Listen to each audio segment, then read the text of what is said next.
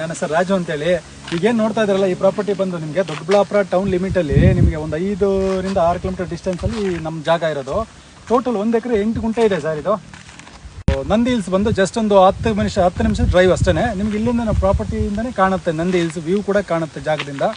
ನಿಮಗೆ ಪ್ರಾಪರ್ಟಿ ತುಂಬ ಜೆನ್ಯೂನ್ ಆಗಿದೆ, ತುಂಬ ಚೆನ್ನಾಗಿದೆ.